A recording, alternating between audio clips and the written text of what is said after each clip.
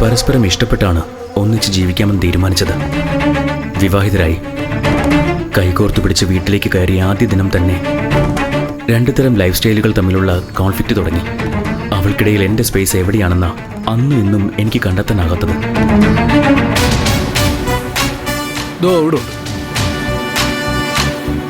ശരി ശരി.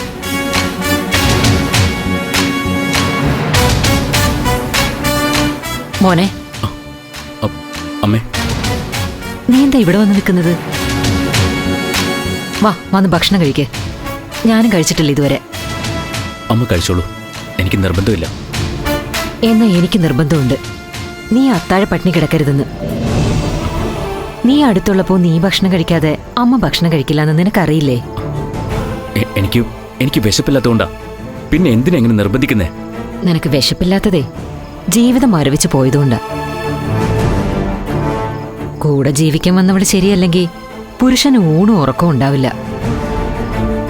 മനുഷ്യന് മനസ്സറിഞ്ഞ് ഭക്ഷണം കഴിക്കാനും മനസ്സ് മറന്നുറങ്ങാനും സമാധാനം വേണം. ഇനിയെങ്കിലും അതിനെന്താണ് പരിഹാരമെന്ന് ചിന്തിക്ക്.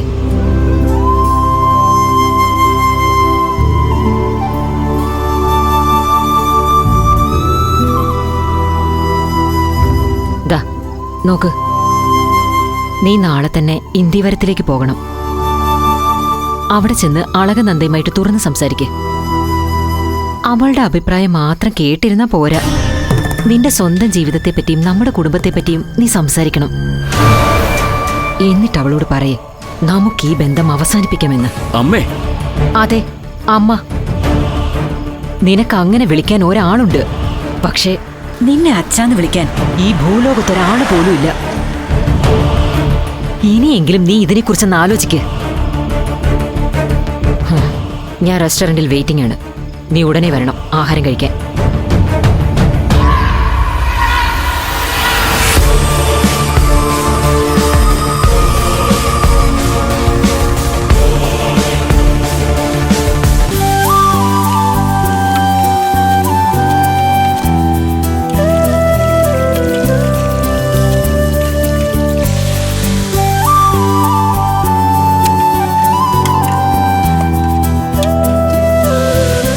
വീണപ്പെണ്ണ് എവിടെയടി?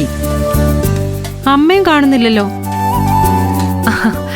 ഇന്ന് വിനേട്ടം വരുന്നു എന്നറിഞ്ഞപ്പോ മുത്തശ്ശി ദൈവത്തിന്റെ മുന്നില് സ്പെഷ്യൽ പൂജ നടത്തിക്കൊണ്ടിരിക്കുക. വീണയും കൂടെ ഉണ്ട് സഹായിക്കാൻ. ആര്, വീണയോ?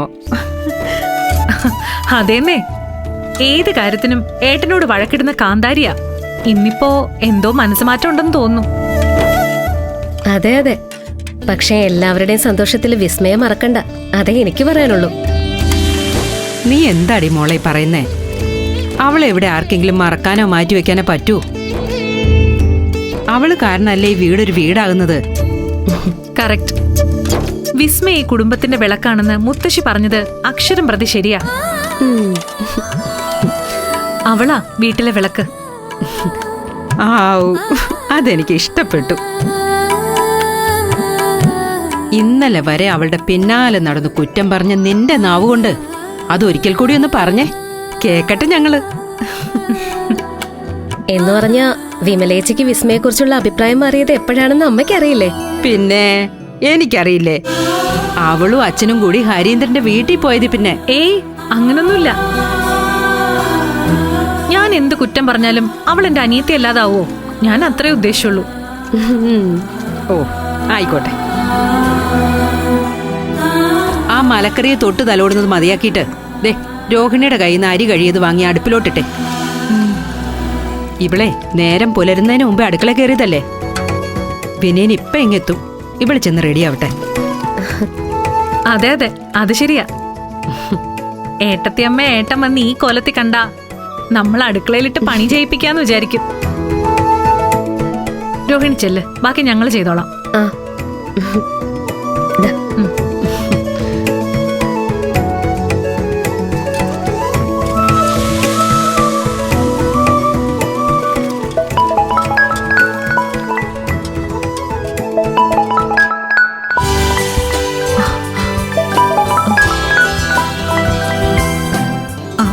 ഹലോ. ആ, ഏട്ടനിപ്പെത്തും. നീ തപ്പിത്തടയണ്ട, അങ്ങോട്ട് മാറി നിന്ന് സംസാരിച്ചോ. ആരാ വിളിക്കുന്നതെന്നൊക്കെ എനിക്ക് മനസ്സിലായി.